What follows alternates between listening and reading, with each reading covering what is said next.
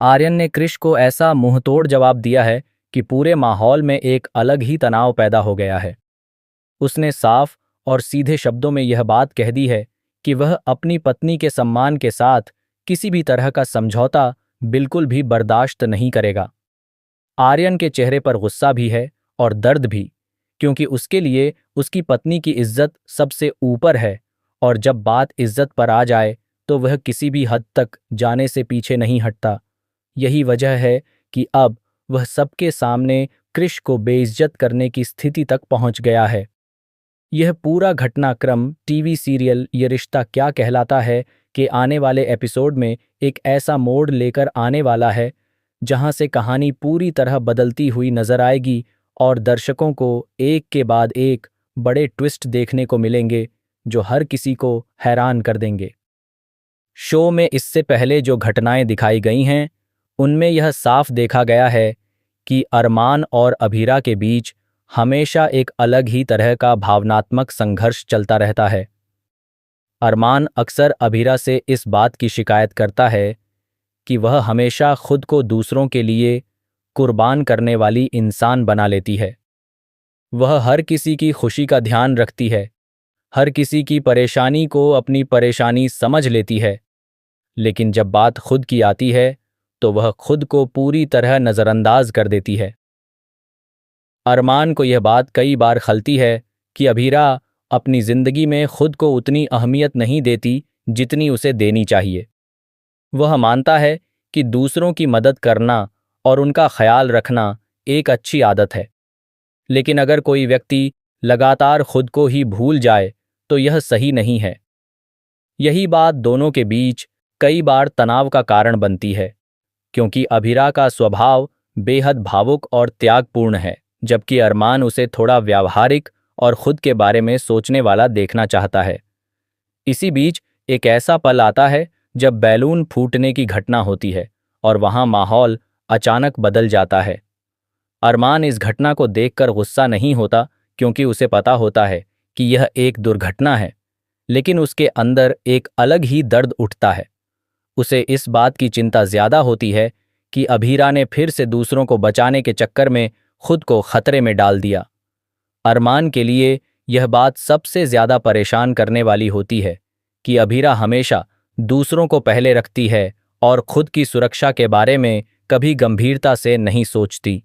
दूसरी तरफ अभीरा का तर्क हमेशा यही होता है कि अगर किसी को चोट लगने का खतरा है तो वह कैसे चुप रह सकती है, वह कैसे अपने सामने किसी को तकलीफ में देख सकती है। उसके लिए इंसानियत और जिम्मेदारी सबसे ऊपर होती है, चाहे इसके लिए उसे खुद कितनी भी मुश्किलों का सामना क्यों न करना पड़े। इसी तरह की भावनात्मक और विचारधारा की लड़ाई दोनों के बीच अक्सर देखने को मिलती रहती है, जहां एक तरफ अरमान उसे समझाना चाहता है कि खुद को भी उतनी ही अहमियत देना जरूरी है जितनी दूसरों को दी जाती है, वहीं अभीरा मानती है कि अगर वह दूसरों के लिए कुछ कर सकती है तो उसे पीछे नहीं हटना चाहिए। यही टकराव इस कहानी को और भी दिलचस्प बनाता है, क्योंकि दोनों का प्यार भी गहरा है और सोच भी अलग है। आने वाले एपिसोड में दादीसा का जन्मदिन एक बड़े उत्सव की तरह दिखाया जाने वाला है, जहां पूरा परिवार एक साथ इकट्ठा होगा और जश्न का माहौल रहेगा। घर में तैयारियां जोर शोर से चल रही होंगी। हर कोई इस खास दिन को यादगार बनाने की कोशिश करेगा। सजावट से लेकर खाने पीने तक हर चीज को बहुत ही खूबसूरती से प्लान किया जाएगा, ताकि दादीसा का जन्मदिन शानदार तरीके से मनाया जा सके। लेकिन इस खुशी के माहौल के बीच भी कुछ ऐसे तनाव छिपे होंगे जो धीरे धीरे बाहर आने वाले हैं और पूरी कहानी को एक नया मोड़ देने वाले हैं। दूसरी तरफ तान्या और कृष के बीच चल रही लड़ाई भी अब और ज्यादा बढ़ती हुई दिखाई दे रही है। दोनों के बीच छोटे छोटे विवाद अब बड़े झगड़ों का रूप ले चुके हैं और हर बात पर बहस होने लगी है। इसी स्थिति को देखते हुए दिशा यह महसूस करती है कि अगर समय रहते कुछ नहीं किया गया तो यह रिश्ता और भी ज्यादा बिगड़ सकता है। वह आर्यन से कहती है कि इन दोनों के बीच की लड़ाई को खत्म करना जरूरी है और किसी तरह दोनों को समझाकर शांत करना चाहिए। लेकिन आर्यन का नज़रिया थोड़ा अलग होता है। वह कहता है कि इन दोनों की लड़ाई कोई नई बात नहीं है, यह उनका पुराना व्यवहार है और कृष हमेशा से ही ऐसे ही व्यवहार करता आया है। आर्यन का मानना है कि हर बार बीच में पड़कर चीज़ों को संभालना आसान नहीं होता, क्योंकि कुछ लोग अपनी आदतें जल्दी नहीं बदलते।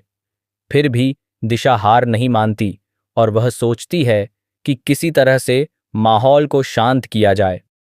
वह एक योजना बनाती है जिसमें वह कृष और तान्या के लिए एक खास डेट जैसी स्थिति तैयार करती है, ताकि दोनों अकेले समय बिताकर एक दूसरे को बेहतर तरीके से समझ सकें। वह चाहती है कि उनके बीच की गलतफहमियां दूर हो जाएं और रिश्ता थोड़ा बेहतर हो सके।